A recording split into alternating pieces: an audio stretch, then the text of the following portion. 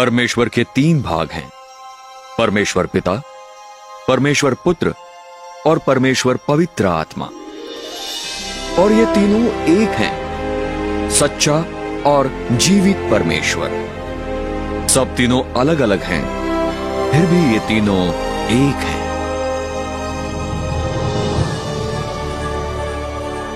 स्वर्ग में एक खूबसूरत स्वर्गदूत था जिसका नाम लूसीफर था, जिसका ऊंचा पद परमेश्वर के सिंहासन की रक्षा करना था। फिर एक दिन घमंड का पाप उसके हृदय में आ गया। वो सर्वशक्तिमान परमेश्वर की तरह बनना चाहता था। लूसीफर ने अपने पागलपन में बहुत सारे स्वर्गदूतों को स्वर्ग पर कब्जा जमाने के लिए अपने साथ मिलने के लिए उकसाया, लेकिन लूसीफर के पास एक बड़ी समस्या थी। वो तो केवल एक सृष्टि किया हुआ प्राणी था। परमेश्वर ने लूसीफर और सारे विद्रोही स्वर्गदूतों को स्वर्ग से निकाल फेंका। ये गिरे हुए स्वर्गदूत दुष्टात्माएं बन गए और लूसीफर शैतान बन गया। वो सब पृथ्वी ग्रह के सभी ओर बस गए, जो शैतान का प्रक्षेत्र बन गई। पृथ्वी एक अद्भुत नाटक का केंद्र बिंदु बन गई। अब मुख्य खिलाड़ियों में से एक को आगे लाने का समय आ गया था।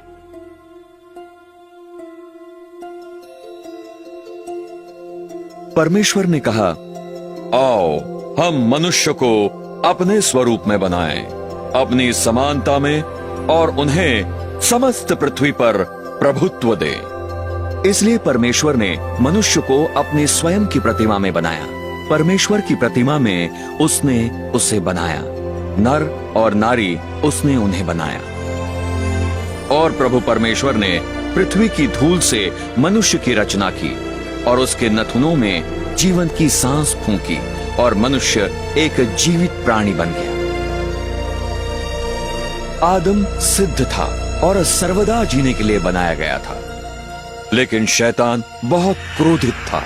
उसके क्षेत्र में एक नई सृष्टि ने धावा किया था, जिसका नाम था मनुष्य।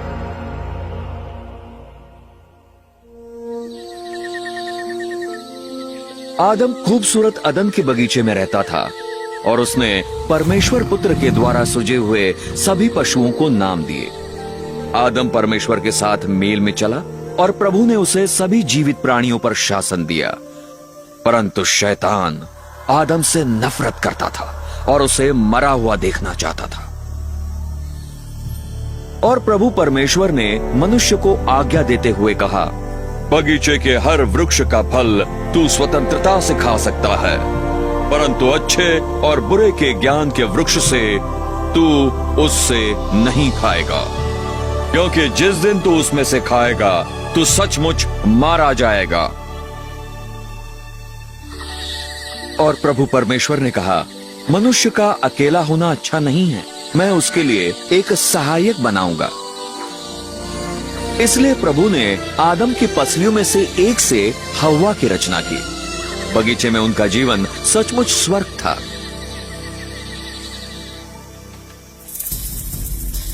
जब हव्वा अकेली थी, शैतान उसके पास एक खूबसूरत सांप के रूप में आया। उसने हव्वा से झूठ बोला और उसे मना किए वृक्ष से खाने को लुभाया। हव्वा ने एक भयानक गलती की। उसने परमेश्वर की जगह शैतान की बात मान ली। आज्ञा भंग करते हुए दोनों आदम और हव्वा ने मना किए फल को खाकर परमेश्वर के सामने पाप किया। उन्होंने अपनी निर्दोषता खो दी। दोनों की आत्मिक तौर से मृत्यु हो गई और पाप उनकी संतानों पर छूत की बीमारी की तरह गुजर गया। इस नतीजे से हम सब में से कोई भी पाप से रहित नहीं है। परमेश्वर पाप से घृणा करता है और अपनी उपस्थिति में उसकी अनुमति नहीं देगा। मृत्यु का शाप पूरी मनुष्य जाति और पृथ्वी पर आ गया। प्रभु ने पाप के कारण भूमि को कांटे और कांटेदार पौधे उगाने का शाप दिया। इसलिए प्रभु परमेश्वर ने उसे अदन के बगीचे से बाहर निकाल दिया, उस धरती को जोतने के लिए जहां से उसे निकाला गया था। इसके नतीजे से शैतान ने इस विश्व प्रणाली पर नियंत्रण कर लिया। मनुष्य के पास अब पूरी पृथ्वी पर अधिकार नहीं रहा और वो अब अंधकार के राजकुमार का और उसकी पलटनों का गुलाम बन गया था। फिर भी परमेश्वर ने अपने प्रेम में आदम द्वारा किए हुए नुकसान की भरपाई करने के लिए एक उद्धारकर्ता को भेजने का वायदा किया। आदम और हव्वा के बहुत बच्चे हुए। उनके दो पुत्रों का नाम कैन और हाबिल था। कैन, जो कि पहला पुत्र था, दुष्ट क्रोध में आकर अपने भाई हाबिल की हत्या कर दी। मनुष्य जाति का अब नीचे की ओर गिराव आरंभ हो चुका था। जैसे अंधकार की सामर्थ्य पृथ्वी पर फैलने लगी, मनुष्य जाति और हिंसक हो गई। खत्म न होने वाले युद्ध और हत्या, बलात्कार और अति वेदना जैसे निर्दयी कार्य बढ़ते गए। प्रभु के अनुग्रह के बावजूद मनुष्यों के हृदय परमेश्वर के विरुद्ध होते हैं, और क्योंकि उनको परमेश्वर का भय नहीं था, मनुष्य जाति अपने दुष्टता के सबसे निचले स्तर पर गिर गई, यहां तक कि अपने बच्चों को शैतान के लिए बलि चढ़ाने लगे। प्रभु से प्रेम करने वाले मनुष्य का मिलना बहुत कठिन था।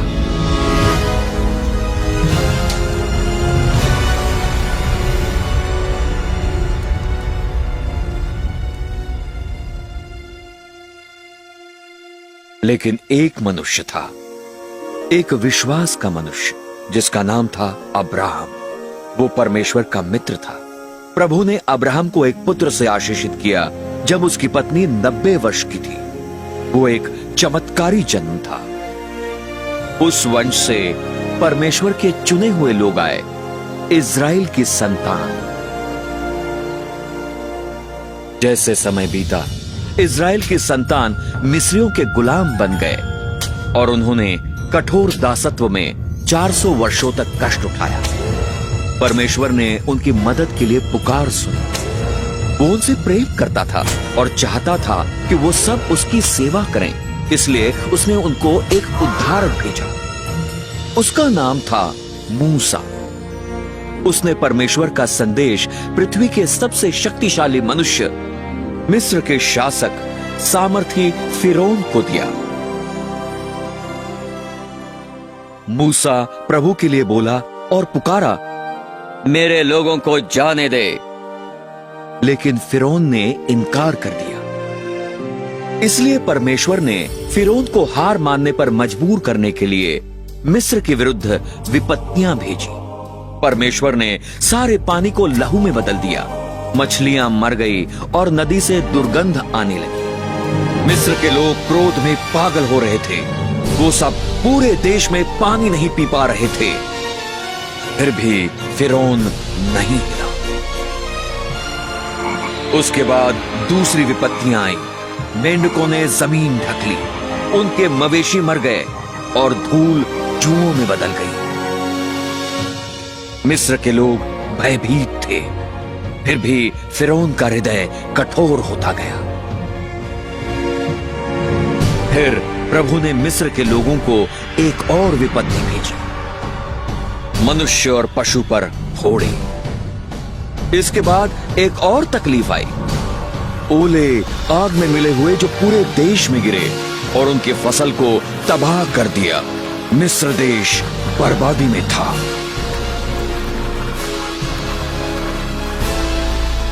अंतिम महाविपत्ति सारे मिस्र देश के पहिलौठों को मार डालेगी। मूसा ने इज़राइल के संतान को चेतावनी दी कि उन्हें एक मेमने का लहू अपने दरवाजों की चौखटों पर परमेश्वर के अंतिम शाप से बचाव के रूप में लगाना चाहिए। परमेश्वर ने मिस्र का न्याय किया।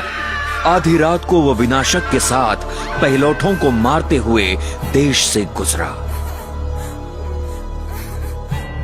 लेकिन जब प्रभु ने चौखटों पर लहू देखा, उसने विनाशक को उस घर में प्रवेश करने नहीं दिया। वो वहां से होकर गुजरता था। उस रात हर मिस्र के घर में लाशें थीं। पूरा देश क्रोध में पागल हो गया था। फिरौन का पुत्र भी मर चुका था। भोर से पहले फिरौन ने मूसा को आज्ञा दी कि वो इजराइल की संतान को लेकर जाए और प्रभु की सेवा करे।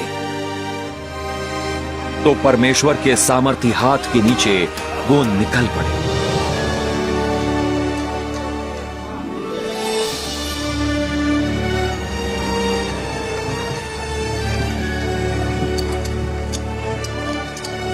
और उन 430 वर्षों के अंत में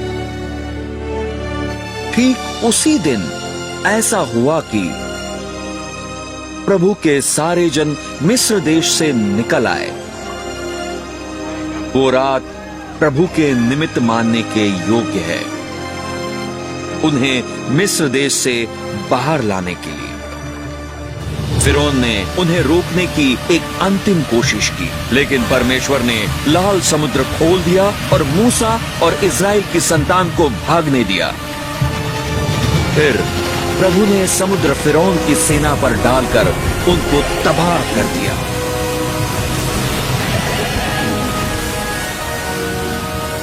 प्रभु ने अपनी महान सामर्थ्य लोगों को दिखाने के लिए अद्भुत आश्चर्य कर्म किए।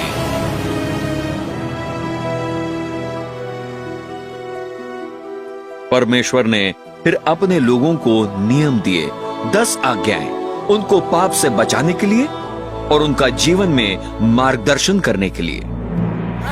लेकिन इजराइल के संतान ने बगावत की। बाहरी तौर पर वो परमेश्वर की सेवा करते थे, लेकिन अपने हृदयों में नहीं। वो आश्चर्य कर्मों और मिस्र देश के छुटकारे को जल्द ही भूल गए। इस कारण परमेश्वर ने उन पर राज करने के लिए राजाओं को खड़ा किया, लेकिन राजाओं ने भी परमेश्वर की दृष्टि में पाप किया और उन्होंने अपनी मूर्तियों की सेवा की जो उनके लिए फंदा बन गई। हाँ, उन्होंने अपने बेटे और अपनी बेटियों को दुष्ट आत्माओं को बलिदान चढ़ाया और निर्दोष लहू बहाया। अपने बेटे और बेटियों का लहू, जिनको उन्होंने कनान की मूर्तियों को बलि चढ़ाया, और देश लहू से प्रदूषित हो गया। फिर परमेश्वर ने अपने भविष्यवक्ताओं को लोगों को चेतावनी देने के लिए भेजा कि वो अपने पापों के पश्चाताप करें और परमेश्वर की सेवा करें, लेकिन उन्होंने बार बार बगावत की। लोग इन भविष्यवक्ताओं से नफरत करते थे और पश्चाताप करके परमेश्वर की सेवा करने के बजाय उन्होंने बिना किसी दया के इन परमेश्वर के जनों की हत्या की। बार बार इजराइल की संतान ने पाप किया। इसके परिणाम स्वरूप परमेश्वर ने यह होने दिया कि वो बंदी बनकर गुलामी में कष्ट उठाएं। आज हम सबको देखें, हम कोई भिन्न नहीं है।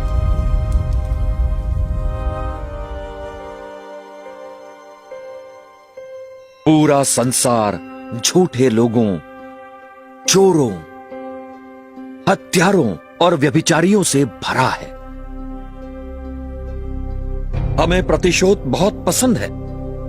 हम सब पाप के शाप की अधीनता में हैं।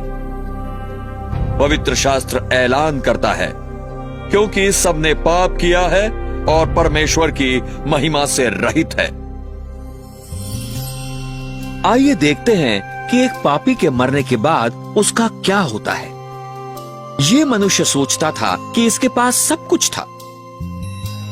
पवित्र शास्त्रों ने कहा, और मैं अपने प्राण से कहूंगा, प्राण, तेरे पास बहुत वर्षों के लिए संपत्ति है।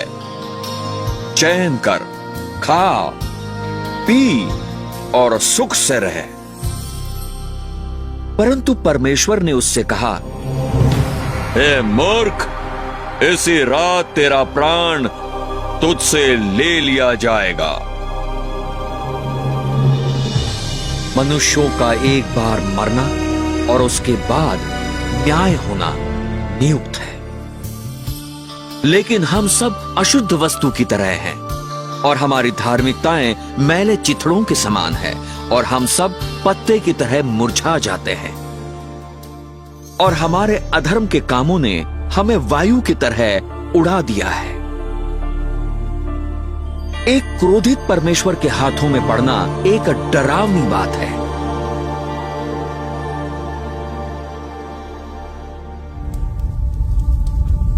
मृत्यु के बाद उसके प्राण को परमेश्वर के भयानक न्याय का इंतजार करने के लिए नरक में ले जाया जाता है, सिर्फ इसलिए क्योंकि उसने परमेश्वर के अनंत जीवन के प्रेम उपहार को अस्वीकार किया।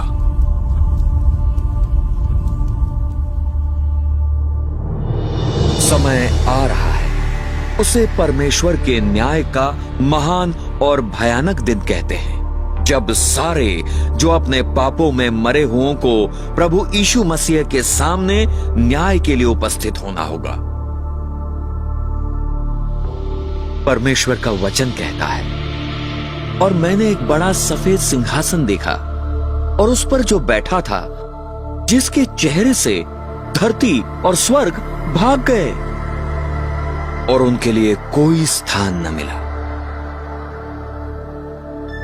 और समुद्र ने जो मरे हुए उसमें थे दे दी, और मृत्यु और नरक ने जो उनमें मरे हुए थे दे दी। और मैंने मरे हुओं को, छोटे और बड़े, परमेश्वर के सामने खड़ा देखा, और पुस्तकें खोली गई, और एक और पुस्तक खोली गई जो जीवन की पुस्तक है। और मरे हुओं का न्याय उन चीजों से हुआ जो उन पुस्तकों में लिखी थी, उनके कामों के अनुसार।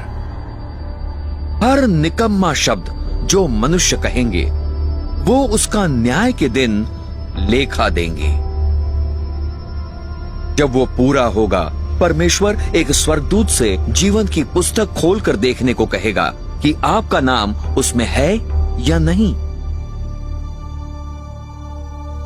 स्वर्गदूत देखेगा और कहेगा, वो नाम यहां नहीं है प्रभु। और परमेश्वर कहेगा, हे शापित लोगों, मेरे सामने से अनंत आग में चले जाओ, जो शैतान और इसके दूतों के लिए तैयार की गई है। और ये अनंत दंड में चले जाएंगे, परंतु धर्मी अनंत जीवन में। और जिस किसी का नाम जीवन की पुस्तक में लिखा हुआ न मिला, वो आग की झील में डाल दिया गया। बाइबल कहती है, और उनकी पीड़ा का धुआं हमेशा और हमेशा के लिए ऊपर उठता रहता है, और उन्हें ना दिन ना रात चैन नहीं रहता, हमेशा के लिए।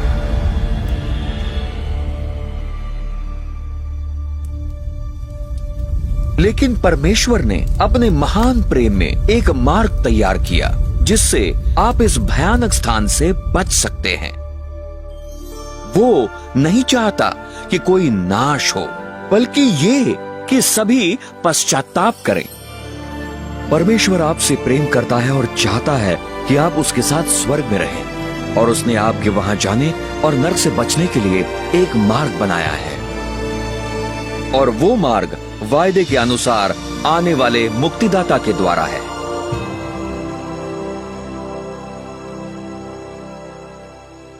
यहूदियों ने उसकी उनके मसीहा के रूप में खोज की और सदियों तक प्रार्थना की कि वो आए और उनका उद्धार करें।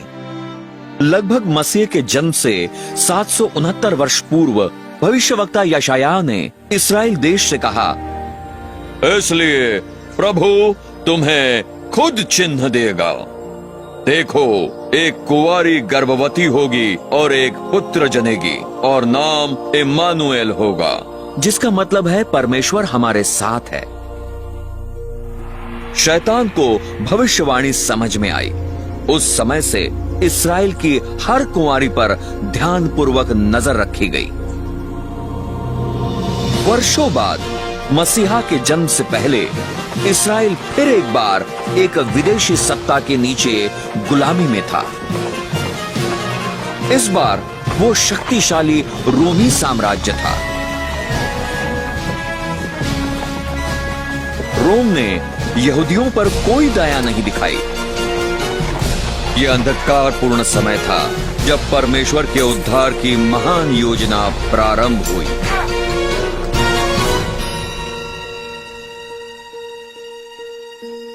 जब जिब्राइल स्वर्ग में ऊंचे ओहदे वाले स्वर्गदूतों में से एक ने पृथ्वी के वायुमंडल में प्रवेश किया, अंधकार की शक्तियां उत्तेजित हो गईं और समझ गईं कि परमेश्वर का कार्यक्रम शुरू हो चुका था। जिब्राइल नाजरत नगर में मरियम से मिलने आया, जो एक कुंवारी थी, उसे एक संदेश देने के लिए जो संसार को हमेशा के लिए बदल देगा। मरियम स्वर्गदूत के प्रकट होने पर चकित हो गई। उसने उससे कहा, देख, तू अपने गर्भ से गर्भवती होगी और एक पुत्र जनेगी और उसका नाम रखेगी यीशु। वो महान होगा और परम प्रधान का पुत्र कहलाएगा और उसके राज्य का अंत ना होगा। और मरियम ने कहा, ये कैसे होगा? मैं तो किसी पुरुष को नहीं जानती। पवित्र आत्मा तुझ पर उतरेगा और परम प्रधान की सामर्थ्य तुझ पर छाया करेगी, इसलिए वो जो पवित्र तुझसे उत्पन्न होगा परमेश्वर का पुत्र कहलाएगा। और मरियम ने जिब्राइल पर विश्वास किया और कहा, मेरे साथ तेरे वचन के अनुसार हो।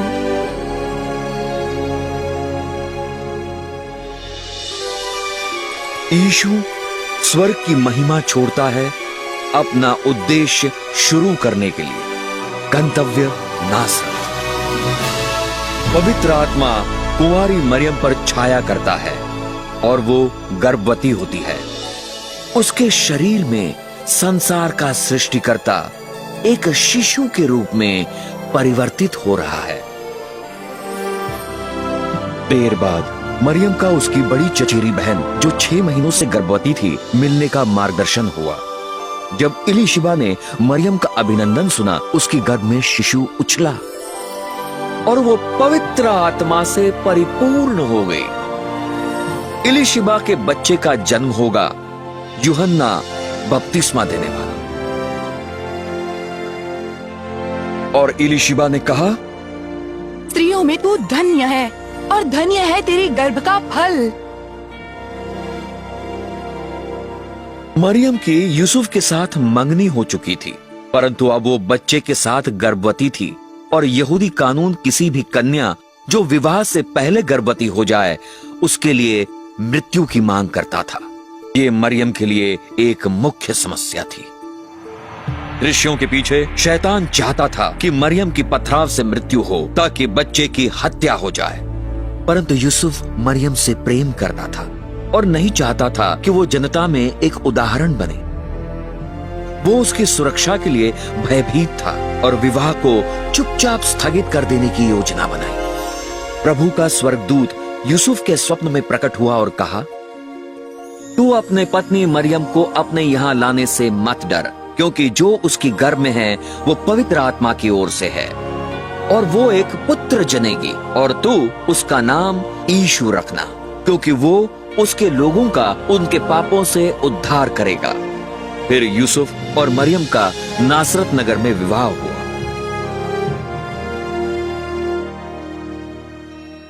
शैतान ने रोम में ऑगुस्तुस कैसर को पूरे संसार पर कर लगाने के लिए उत्तेजित किया। शैतान ने ये बुरे के लिए किया, लेकिन ऐसा करने में उसने बाइबल की भविष्यवाणी पूर्ण करने में सहायता की। यूसुफ और मरियम को बैतलहम की यात्रा करने पर विवश किया, जहां बाइबल कहती है यीशु का जन्म होगा। बैतलहम यूसुफ का भी जन्म स्थान था और ये वो जगह थी जहां उसे कर निर्धारण के लिए नाम दर्ज करना था। मरियम अभी जन्म देने वाली थी। शैतान आशा कर रहा था कि उस लंबी यात्रा पर एक दुर्घटना होगी, लेकिन सब परमेश्वर के नियंत्रण में था और वो अपना पहलौठा पुत्र जनी और उसे लपेटने वाले कपड़ों में लपेटा और उसे चरनी में रखा, क्योंकि उनके लिए सराय में कोई जगह न थी।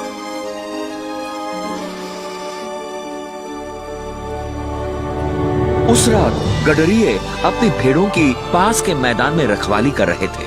प्रभु का स्वर्गदूत उनके सामने प्रकट हुआ और कहा, डरो नहीं, क्योंकि देखो, मैं तुम्हारे लिए बड़े आनंद का शुभ समाचार लाया हूं, जो सब लोगों के लिए होगा।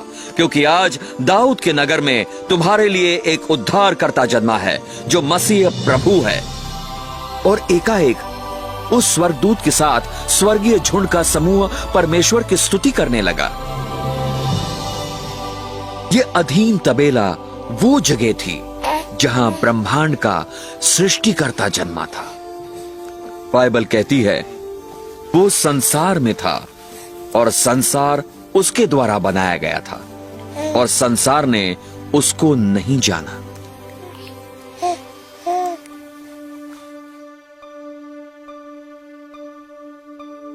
बाइबल यीशु का इस प्रकार वर्णन करती है, आदि में वचन था और वचन परमेश्वर के साथ था और वचन परमेश्वर था। यही आदि में परमेश्वर के साथ था। सब चीजें उसके द्वारा बनाई गई और उसके बिना कोई चीज उत्पन्न नहीं हुई जो उत्पन्न हुई।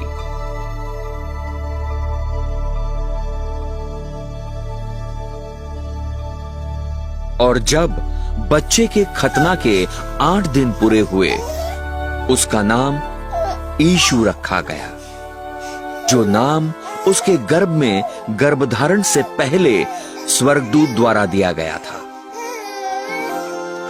यहूदी कानून के अनुसार मरियम ने श्रद्धापूर्वक 2 कबूतरों को पाप के बलिदान के लिए दिया। हालांकि परमेश्वर ने मरियम को इतने ऊंचे आदर के लिए चुना था। मरियम जानती थी कि वो एक पापी थी और समझती थी उसका बच्चा यीशु उसका उद्धारक होगा। मंदिर में शमौन नाम का एक आदरणीय मनुष्य था। बाइबल कहती है, और पवित्र आत्मा द्वारा उस पर प्रकट हुआ था कि वो प्रभु के मसीह को देखने से पहले मृत्यु को नहीं देखेगा। उसने बच्चे यीशु को अपने हाथों में लिया और कहा, मेरी आंखों ने तेरा उद्धार देख लिया है। प्रभु यीशु के जन्म पर एक तारा स्वर्ग में प्रकट हुआ और पूर्व से विद्वान उपहारों को उठाते हुए तारे के पीछे चले। वो 2 वर्ष की यात्रा होगी इससे पहले कि वो यरूशलेम पहुंचे। वो विद्वान राजा हेरोदेस के पास आए और उन्होंने पूछा, कहाँ है वो जो यहूदियों का राजा जन्मा है? क्योंकि हमने उसका तारा पूर्व में देखा है और उसकी आराधना करने आए हैं। और जब हेरोदेस ने ये बातें सुनी, वो व्याकुल हो उठा और पूरा यरूशलेम उसके साथ।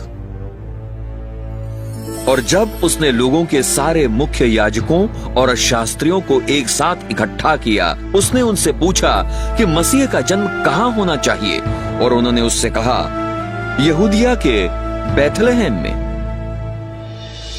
जब उन्होंने राजा की बात सुनी, वो चले गए और देखो, वो तारा जो उन्होंने पूर्व में देखा था उनके आगे गया, जब तक वो आया और खड़ा हुआ जहां पर वो जवान बच्चा था। और जब वो घर के भीतर आए, उन्होंने नवाब बच्चे को मरियम उसकी मां के साथ देखा और गिरकर उसकी आराधना की। और जब उन्होंने अपने कोष खोले, उन्होंने उसे उपहार भेंट किए, सोना, लोबान और गंधरस। और परमेश्वर से स्वप्न में चेतावनी पाकर कि वो हेरोदेस के पास न जाएं, वो अपने देश दूसरे रास्ते से लौट गए।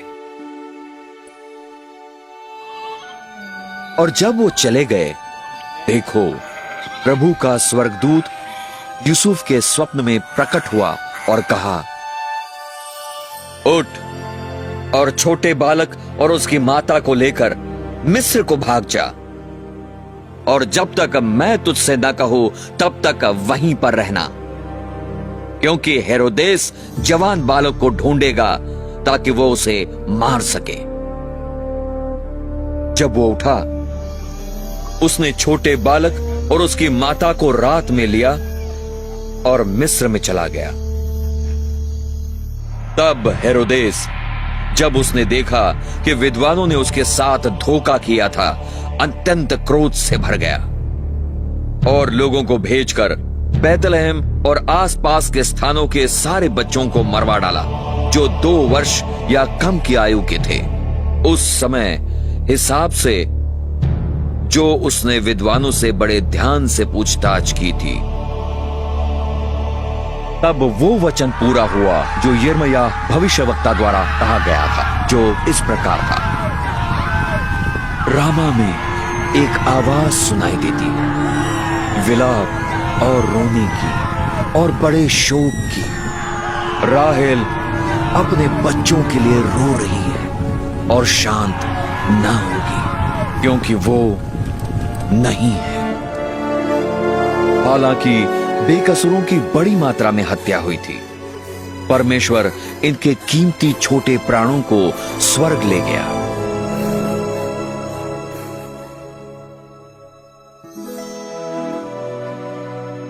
राजा हेरोदेस के मरने के बाद परिवार नासरत में वापस चला गया और वो बालक बड़ा हुआ और आत्मा में बढ़ा, ज्ञान से भरपूर, और परमेश्वर का अनुग्रह उस पर था। अब उसके माता पिता हर वर्ष फसह के पर्व के लिए यरूशलेम जाया करते थे और जब वो 12 वर्ष का था, वो पर्व के रस्म के बाद यरूशलेम गए। फसह के पर्व के समय यीशु समझा कि एक दिन परमेश्वर का मेमना होकर संसार के पापों के लिए उसका बलिदान होगा। ये जिया हुआ सबसे महान जीवन था। पर्व के अंत में उसके परिवार के साथ घर जाने के बजाय यीशु प्रधान मंदिर में विद्वानों के साथ था, दोनों उनकी सुनते हुए और उनसे प्रश्न पूछते हुए। शैतान ने अपने शत्रु को देखा और उसके शब्दों को सुना। विद्वान उसकी समझ और उत्तरों से आश्चर्यचकित हो गए। जवान यीशु व्यवस्था के बारे में इतना कैसे जानता था? यह बड़ा आसान था। अपनी महिमा में 1500 वर्ष पहले उसने खुद सीनै पर्वत पर मूसा को व्यवस्था दी थी। जब यूसुफ और उसकी मां ने यीशु को ढूंढ लिया, वो चकित हो गए और उसकी मां ने उससे कहा, पुत्र, तूने हमारे साथ ऐसा व्यवहार क्यों किया? और उसने उनसे कहा, तुमने मुझे क्यों ढूंढा? क्या तुम नहीं जानते कि मुझे अपने पिता का कार्य करना है? और यीशु ज्ञान और कद में और परमेश्वर और मनुष्य के साथ अनुग्रह में बढ़ता गया। 18 वर्ष बाद यूहन्ना बपतिस्मा देने वाले से पूछा गया कि क्या वो एक भविष्यवक्ता था। उसने उनको उत्तर दिया और कहा, मैं पानी से बपतिस्मा देता हूँ, लेकिन तुम्हारे बीच एक खड़ा है जिसे तुम जानते नहीं। वो है जो मेरे बाद आ रहा है और मुझसे पहले अधिमान्यता है, जिसके जूतों की बंद खोलने के मैं योग्य नहीं हूँ। अगले दिन यीशु, जो अब 30 वर्ष का था, यूहन्ना के पास बपतिस्मा लेने आया। जब यूहन्ना बपतिस्मा देने वाले ने उसे देखा, उसने कहा, देखो परमेश्वर का मेमना जो संसार के पाप को ले जाता है। और यीशु जब उसका बपतिस्मा हुआ, पानी से सीधा बाहर गया और देखो आकाश उसके लिए खुल गया और उसने परमेश्वर की आत्मा का एक कबूतर के रूप में नीचे आते और उस पर उतरते देखा। और देखो आकाश से एक आवाज आई कहते हुए, ये मेरा प्रिय पुत्र है जिसमें मैं बहुत प्रसन्न हूं। तुरंत आत्मा से उसका जंगल में मार्गदर्शन हुआ और वो जंगली जानवरों के साथ था। शैतान द्वारा परीक्षा करता रहा और उसने 40 दिनों तक कुछ नहीं खाया। शैतान की सारी प्रभु से पाप करवाने की कोशिशों के बावजूद वो संपूर्ण रूप से असफल रहा, क्योंकि यीशु सर्वशक्तिमान परमेश्वर है और उसमें कोई पाप नहीं है। जब परीक्षा समाप्त हुई यीशु ने कहा, दूर हो जा शैतान, क्योंकि ये लिखा है, तू अपने प्रभु परमेश्वर की आराधना करेगा और केवल उसकी ही सेवा करेगा। फिर शैतान ने उसे छोड़ दिया और देखो, स्वर्गदूतों ने आकर उसकी सेवा की। जैसे प्रभु ने अपनी सेवकाई प्रारंभ की, उसने प्रचार किया, पश्चाताप करो क्योंकि परमेश्वर का राज्य निकट है। और यीशु ने परमेश्वर के हृदय को यह कहकर प्रकट किया, अपने शत्रुओं से प्रेम करो, जो तुमसे नफरत करते हैं उनके लिए अच्छा करो। उसकी शिक्षा ने लोगों को अचंभित किया और उन्होंने कहा, इस मनुष्य की तरह किसी मनुष्य ने बातें नहीं की। ज्यादातर धार्मिक अगुवे जो मंदिर का संचालन करते थे, धनी पाखंडी थे, जिनमें कोई दया न थी और परमेश्वर की व्यवस्था को भ्रष्ट कर दिया था। वो सब जल्द ही प्रभु यीशु के शत्रु बन गए। परमेश्वर का मंदिर एक धन बनाने का स्थान बन चुका था, जहां गरीब और निर्दोषों के साथ धोखा किया जाता था। जब यीशु ने ये देखा, क्रोध में उसने एक कोड़ा बनाया और धार्मिक धोखेबाजों को मंदिर से बाहर भगा दिया, सर्राफों के पैसे बिखेर दिए और उनके मेज पलट दिए और कहा, मेरे पिता के घर को व्यापार का घर मत बनाओ।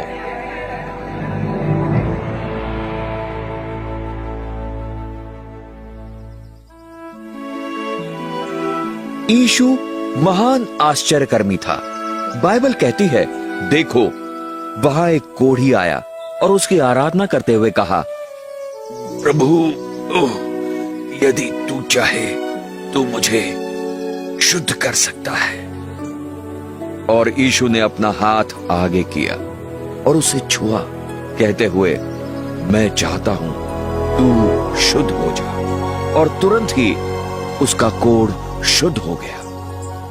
प्रभु को उसके पीछे चलने वाली भूखी भीड़ पर तरस आया और अपनी आश्चर्यकर्म सामर्थ्य से उसने 5000 पुरुषों और उनके परिवारों को केवल 2 मछलियां और 5 रोटी के टुकड़ों से खिलाया।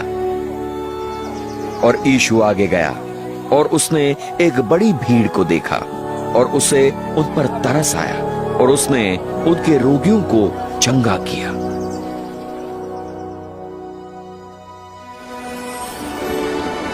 एक रात यीशु ने अपने चेलों को पानी पर चलकर आश्चर्यचकित किया। उसने उनसे कहा, ढाढ़स बांधो, ये मैं हूं, डरो मत।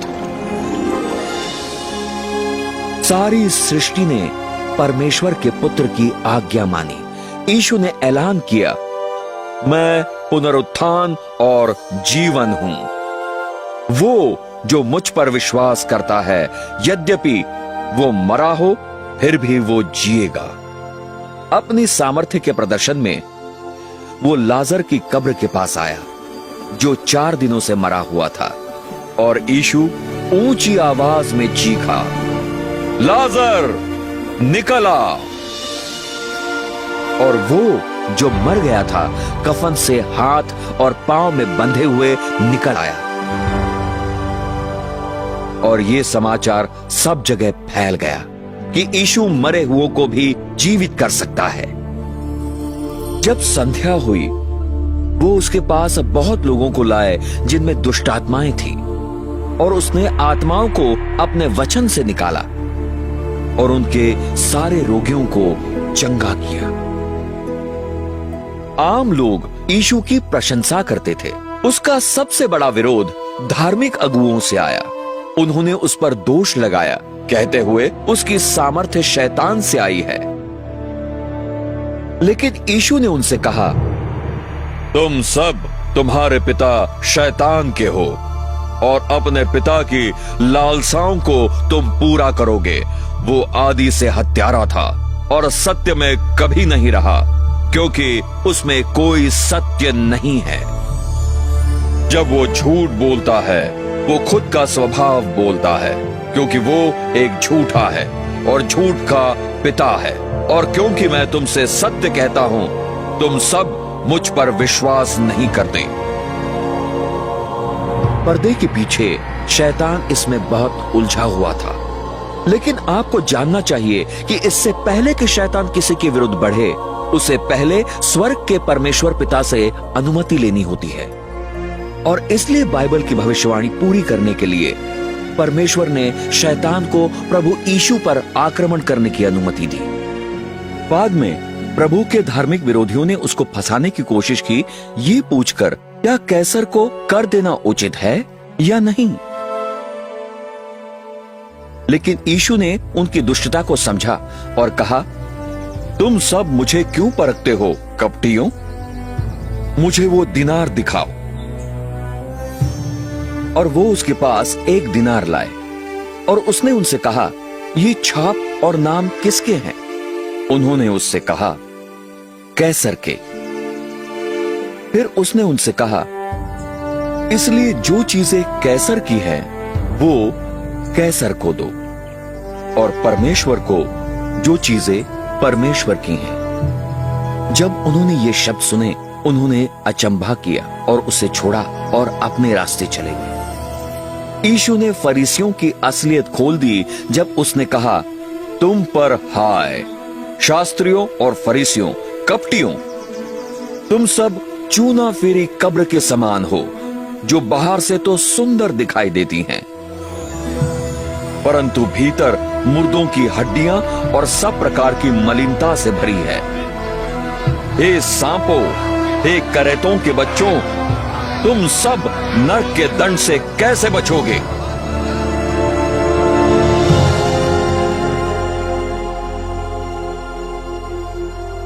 यीशु ने कहा, क्योंकि परमेश्वर ने अपने पुत्र को संसार में इसलिए नहीं भेजा कि वह संसार को दंड की आज्ञा दे, बल्कि ये कि संसार उसके द्वारा उद्धार पाए। वो जो उस पर विश्वास करता है, उस पर दंड की आज्ञा नहीं होती, परंतु जो उस पर विश्वास नहीं करता, वो पहले ही दोषी ठहर चुका है, क्योंकि उसने परमेश्वर के इकलौते पुत्र के नाम पर विश्वास नहीं किया। यीशु ने भीड़ से कहा, वो जो मेरा वचन सुनता है और मेरे भेजने वाले पर विश्वास करता है, उसके पास अनंत जीवन है और उस पर दंड की आज्ञा नहीं होती, लेकिन मृत्यु से जीवन में गुजर जाता है। उसमें जीवन था और वो जीवन मनुष्यों की ज्योति था। प्रभु यीशु ने धार्मिक स्थापना में बड़े झटके दिए जब उसने कहा, मार्ग, सत्य और जीवन मैं ही हूं, बिना मेरे द्वारा कोई मनुष्य पिता के पास नहीं आता। उसके द्वारा पूरे विश्व को ऐलान किया कि वही स्वर्ग पहुंचने का एकमात्र मार्ग है। उन शब्दों ने धार्मिक संसार को पलट दिया। वो यीशु से वो शब्द कहने के लिए नफरत करते थे और आज भी बहुत लोग उन शब्दों से नफरत करते हैं। मसीहा की सेवकाई समाप्त होने आ रही थी। भविष्यवक्ता दानियेल ने ठीक उसी दिन की भविष्यवाणी की थी जब मसीहा यरूशलेम में होशन्ना के शोर से प्रवेश करेगा। लेकिन यीशु जानता था कि एक सप्ताह के भीतर वो चिल्ला रहे होंगे, उसे सूली पर चढ़ाओ। शैतान अपने सबसे बड़े शत्रु की मृत्यु का षड्यंत्र रचने के लिए धार्मिक अगुओं को उकसाने में व्यस्त था। आखिरकार वो यीशु मसीह था जिसने उसे और उसके दूतों को स्वर्ग से बाहर फेंका था। चेले अभी भी यीशु के यरूशलेम में जीत के प्रवेश से उत्तेजित थे, ये विश्वास में कि वो शीघ्र राजा बनेगा। लेकिन फसह भोज के समय यीशु ने समझाया कि वो अपना लहू बहाकर मरने वाला था। यीशु ने कुछ रोटी और दाखरस लिया जो होने वाला था उसके चिन्ह के रूप में। उसने कुछ रोटी तोड़ी जो उसकी देह को दर्शाती थी, जो सूली पर तोड़ी जाने वाली थी, ना हो गई। भोज के बाद शैतान ने अपनी चाल चल दी। उसने यहूदा इस्करियोती के नाम के चेले का प्रयोग किया इसके शरीर में प्रवेश करके। उसके बाद जो हुआ, उसने यहूदा को इतिहास का सबसे बड़ा विश्वासघातक बना दिया। यहूदा प्रभु को धोखा देने के लिए प्रधान याजकों के पास गया। यहूदा चांदी के 30 टुकड़ों के लिए धार्मिक भीड़ को बिक गया। फिर शैतान इस विश्वास में कि उसकी जीत का समय आ गया था, अंधेरे सामर्थों को यरूशलेम बुलाया, यीशु संसार की ज्योति का नाश करने के लिए। उस रात यीशु अपने चेलों को लेकर गतसमनी के बगीचे को गया और उनको छोड़ा ताकि वो अकेले प्रार्थना कर सके। बाइबल कहती है, और वेदना में होकर उसने और सत्यतापूर्वक प्रार्थना की और उसका पसीना मानो लहू की बड़ी बूंदों की तरह जमीन पर गिर रहा हो। यीशु, जिसने कोई पाप नहीं किया, ना उसके मुंह में कोई छल पाया गया, पूरे संसार के पापों को अपने ऊपर लेने वाला था। यीशु ने प्रार्थना की कहते हुए, हे मेरे पिता, अगर हो सके तो ये प्याला मुझ पर से गुजरने दे, तथापि मेरी नहीं परंतु तेरी इच्छा पूरी हो।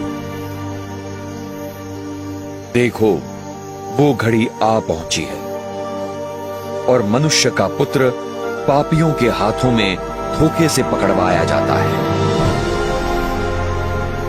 और तुरंत जब वो बोल ही रहा था, आया यहूदा, 12 चेलों में से एक, और उसके साथ प्रधान याजकों और शास्त्रों और पुरनियों की ओर से तलवारों और लाठियों के साथ एक बड़ी भीड़ थी।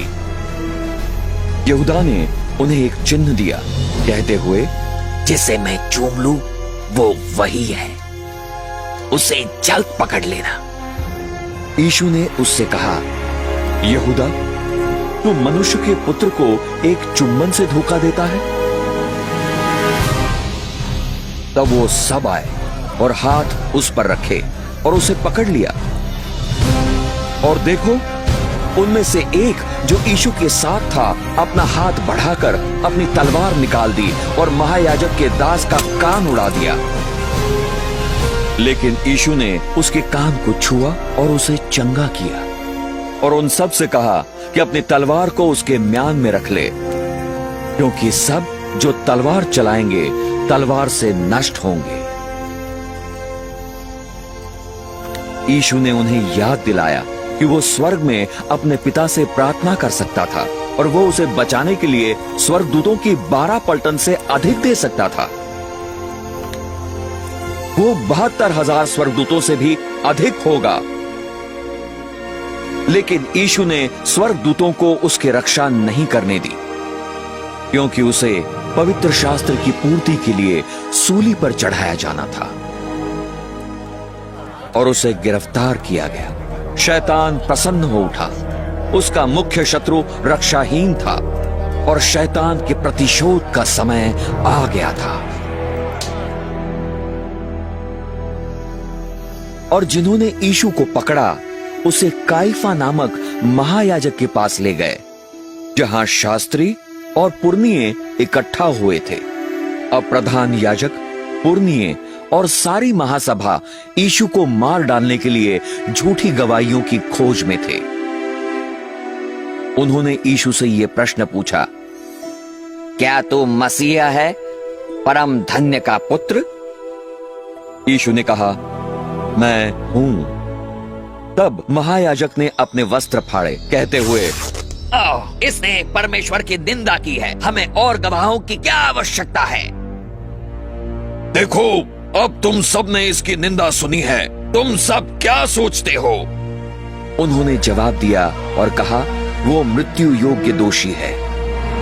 तब उन्होंने उसके मुख पर थूका और उसे घूंसे से मारे। दूसरों ने उसे अपने हाथों की हथेलियों से मारा। और जब उन्होंने उसे बांध लिया था, वो उसे ले गए और उसको पुन्तियुस पिलातुस हाकिम को सौंप दिया।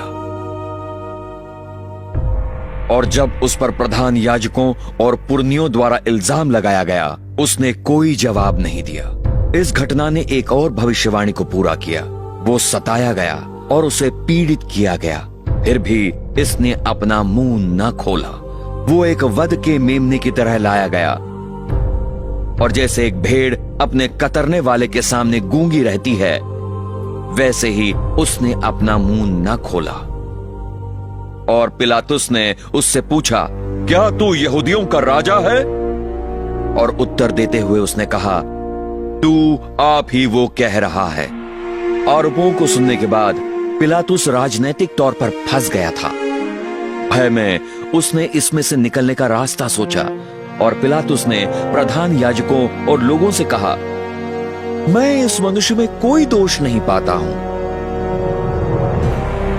यहूदी क्रोधित हो गए और स्थिति को लगभग एक दंगे में बदल दिया, पिलातुस पर दबाव डालते हुए।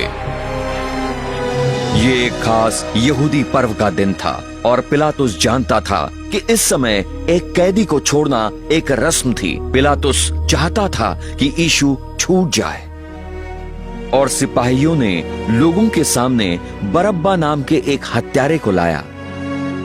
उन्हें उसमें और प्रभु यीशु के बीच चुनाव करना था। पिलातुस ने भीड़ से पूछा कि कौन छूटना चाहिए, मसीहा या बरअब्बा? उसके आश्चर्य में वो सब एक साथ चिल्लाए, ये मनुष्य नहीं परंतु बरअब्बा, बरअब्बा। पिलातुस ने पूछा कि वो इस मनुष्य जिसे यहूदियों का राजा कहा जाता है, उसके साथ क्या करे? भीड़ चिल्लाई, इसे सूली पर चढ़ाओ।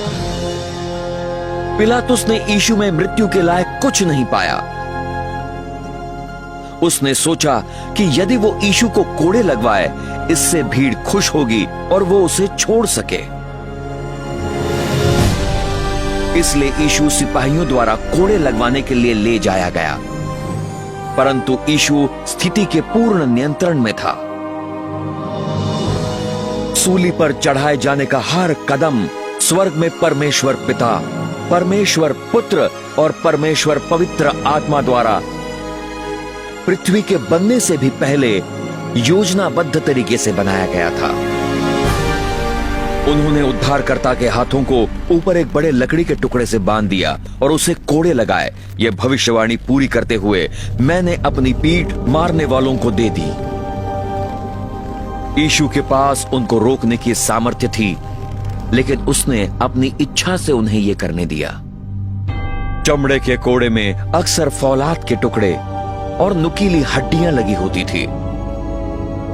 सिर्फ पीठ पर कोड़े नहीं लगाए जाते थे, बल्कि नितंबों और पैरों पर भी। जैसे कोड़े में नुकीले कांटे और लोहा मांस को फाड़ देते थे, पेशियां कटकर खुल जाती थी। रक्त वाहिनियों को मारा जाता था, जिससे लहू फूट निकलता था। कई तो सिर्फ ये मार पड़ने से ही मर जाते थे। परंतु वो हमारे अपराधों के लिए घायल किया गया, हमारे अधर्म के कामों के कारण कुचला गया। हमारी शांति की ताड़ना उस पर थी, और उसके कोड़े खाने से हम चंगे होते हैं।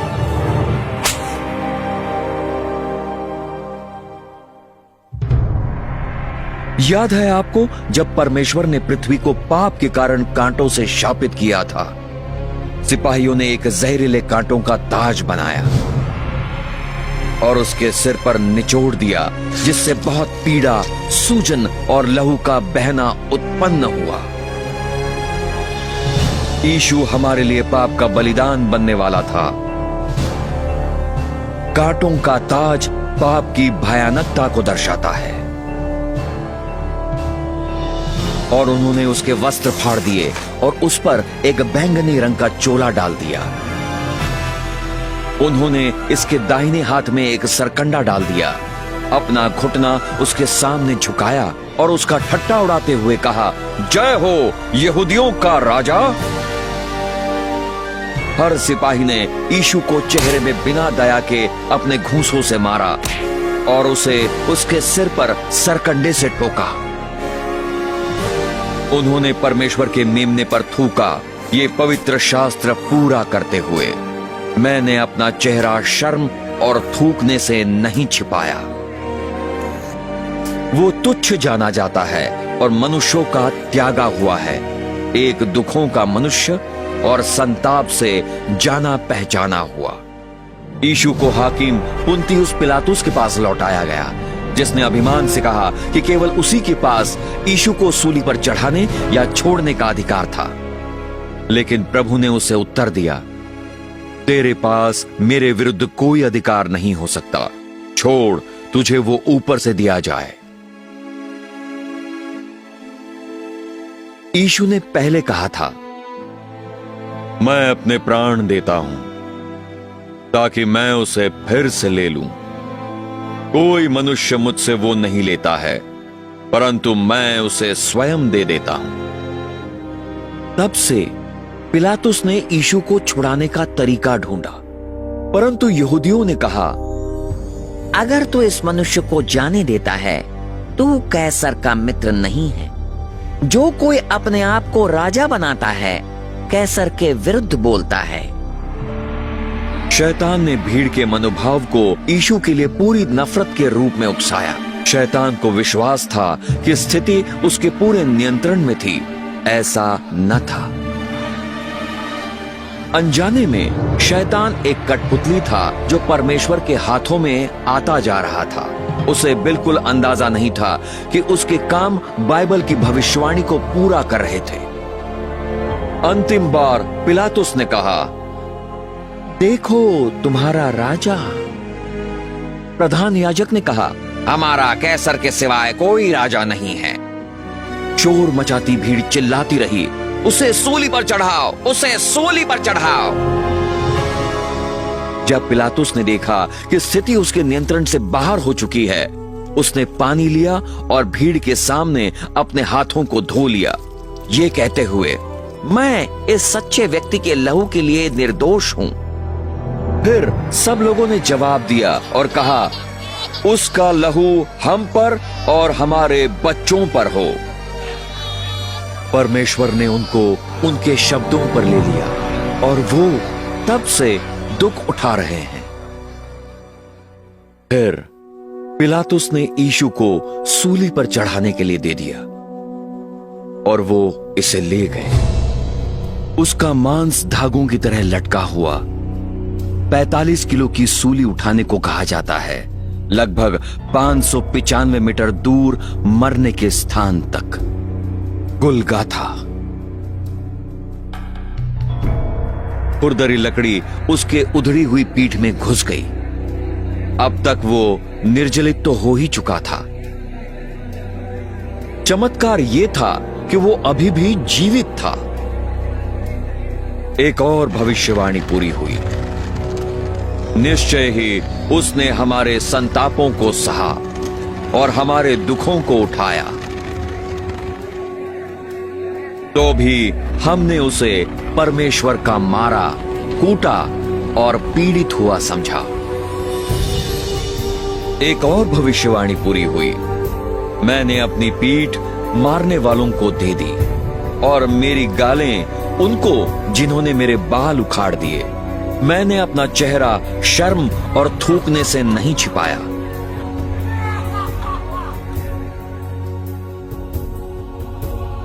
परमेश्वर ने प्रेम और करुणा में स्वर्ग छोड़ा, अपनी सृष्टि के अपमान, झूठ और नफरत को सहने और उनके पापों के लिए मरने के लिए।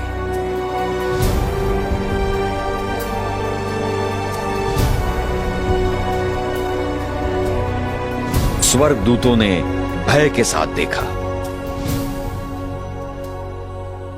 अब तक उसका चेहरा फटी कोशिका का ढेर बन गया था। वो कांटे जो इतने सूजन और दर्द भरे दूषण का कारण थे, बिल्कुल सूजे हुए मांस से ढक गए थे कि वो अब मनुष्य की तरह दिखता ही नहीं था।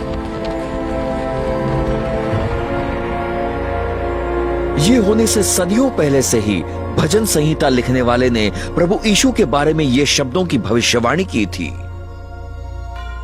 क्योंकि कुत्तों ने मुझे घेर लिया है, दुष्टों की मंडली ने मुझे घेरा हुआ है। उन्होंने मेरे हाथों को छेदा और मेरे पांवों को। यीशु ने खुद कहा, और अगर मैं धरती से उठाया जाऊंगा, सब मनुष्यों को अपनी ओर खींच लूंगा।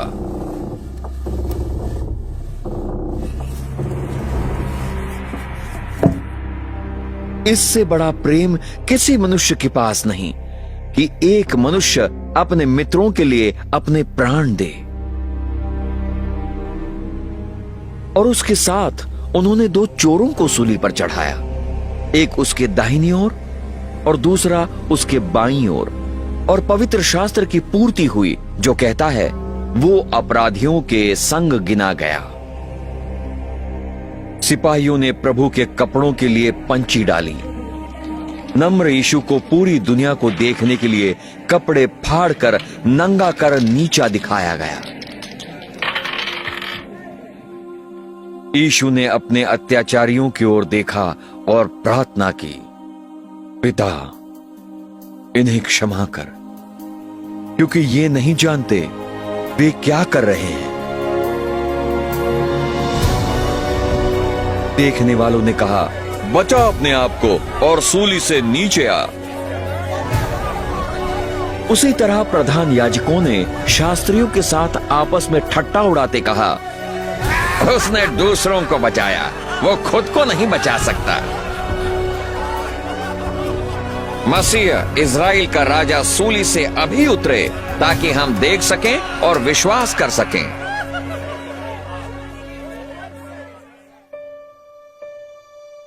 सूली पर चढ़ाए जाने की भयानकता का चिकित्सक संबंधी वर्णन एक योग्य चिकित्सक ने किया, जिसने कहा, यह सबसे अत्यंत पीड़ा देने वाली मौत थी जिसका एक मनुष्य सामना कर सकता है। उसे सांस लेने के लिए अपने आप को सहारा देना पड़ा। भयंकर दर्द जो कीलों से कलाई की मध्य नस को लगने से होता है, उसके हाथों को तड़का देता है, उसके मस्तिष्क और उसके रीढ़ में। कील जो उसके पैर के घुटिका और पांव के अंगूठे के बीच की हड्डियों से जलकर जाती है, उसके शरीर को सीधा करती है। फिर उसके पांव की मांसपेशियां मुड़ती हैं और उसके शरीर को नीचे की ओर खींचती हैं, उसको सूली की तरफ पीटते हुए। हवा अंदर ली जाती है, लेकिन जब तक कार्बन डाइऑक्साइड का फेफड़ों और खून में गठन शरीर की मरोड़ों को दूर करने के लिए सांस को उकसाता नहीं, बाहर नहीं निकाली जा सकती।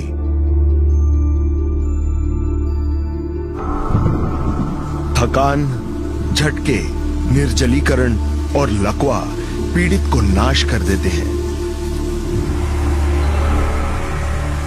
हृदय कठिनाई से गाढ़ा खून भेजता है, क्योंकि उसके करोड़ों कोषाणु एक एक करके मर रहे हैं। हमारे पापों ने यीशु को सूली पर भेजा।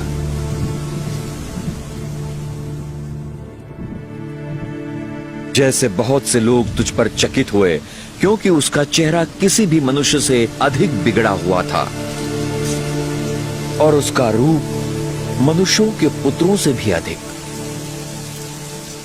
ये इतिहास को पलटने वाला क्षण था।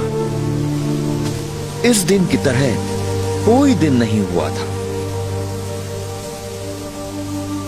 क्योंकि परमेश्वर ने संसार से ऐसा प्रेम किया कि उसने अपना इकलौता पुत्र दे दिया, ताकि जो कोई उस पर विश्वास करे नाश ना हो, परंतु अनंत जीवन पाए। सूली पर जो यीशु ने उस भयानक दिन पर लहू बहाया, वो मनुष्य का लहू नहीं था, वो परमेश्वर का बेशकीमती लहू था। एकमात्र चीज जो हमारे पापों को धो सकती थी। यीशु ने ये सब आपके लिए क्यों सहा? क्योंकि वो आपसे प्रेम करता है।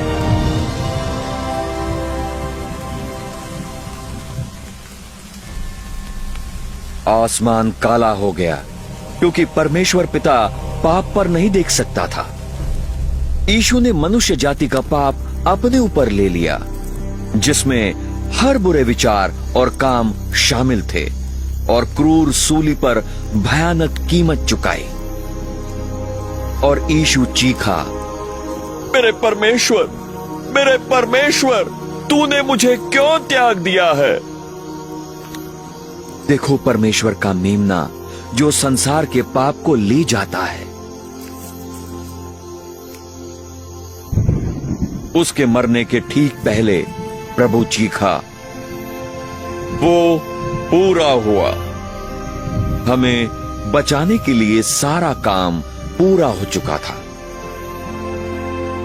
और फिर यीशु ऊंची आवाज में चीखा। उसने कहा, पिता, तेरे हाथों में मैं अपनी आत्मा सौंपता हूं। और ऐसा कहने के बाद उसने अपनी आत्मा दे दी। सूली पर बलिदान फिर कभी दोहराया नहीं जाएगा। यह निश्चित करने के लिए कि वो मर चुका था, एक सिपाही ने प्रभु की पसली पर एक भाला डाला और लहू और पानी निकल आया। और जब शतपति ने, जो उसके सामने खड़ा था, ये देखा कि उसने इस प्रकार चीखकर अपनी आत्मा दे दी, उसने कहा, सचमुच ये मनुष्य परमेश्वर का पुत्र था। उसकी मृत्यु के बाद देह को सूली से उतारा गया और मखमल के कपड़े में लपेटकर उधार लिए हुए कब्र में रखा गया। बड़ी अनिश्चितता ने यरूशलेम को जकड़ लिया। प्रभु यीशु मर चुका था। यहूदा ने अपने आप को फांसी लगा दी थी और चेले अपनी जान बचाने के डर से छिपे हुए थे। सब कुछ आशाहीन लग रहा था। चेले अपने अविश्वास में भूल गए थे कि यीशु ने कहा था कि वो फिर जी उठेगा। तब वो हो गया, सारे समय की सभी घटनाओं से सबसे महान घटना।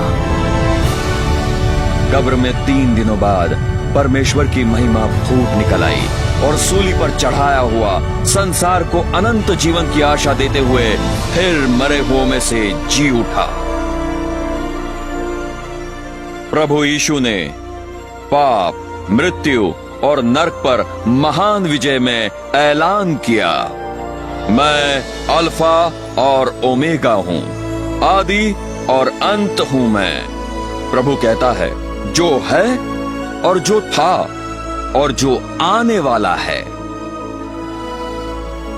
सर्वशक्तिमान, मैं वो हूं जो जीवित है और मर चुका था, और देखो मैं हमेशा के लिए जीवित हूं। आमीन। और नरक और मृत्यु की चाबियां मेरे पास हैं। सवेरे सप्ताह के पहले दिन पर महिलाएं यीशु की देह का अभिषेक करने के लिए मसाला लाई। उनका एक स्वर्गदूत ने सत्कार किया, जिसने कहा, तुम सब मत डरो, मैं जानता हूं कि तुम सब यीशु जो सूली पर चढ़ाया गया था उसे ढूंढती हो।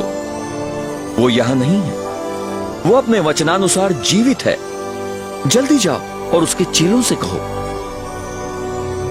शैतान का राज्य टुकड़ों में बिखर गया था। अपने पागलपन में शैतान हार चुका था।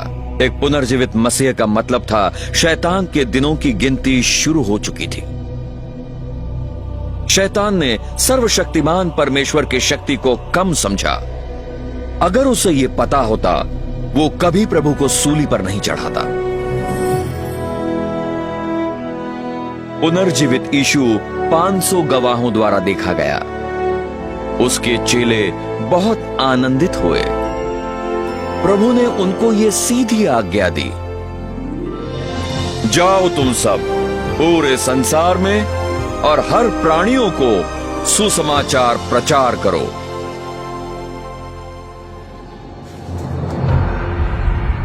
अब ध्यान से देखें और अरबों पर अरबों को देखें जो अपने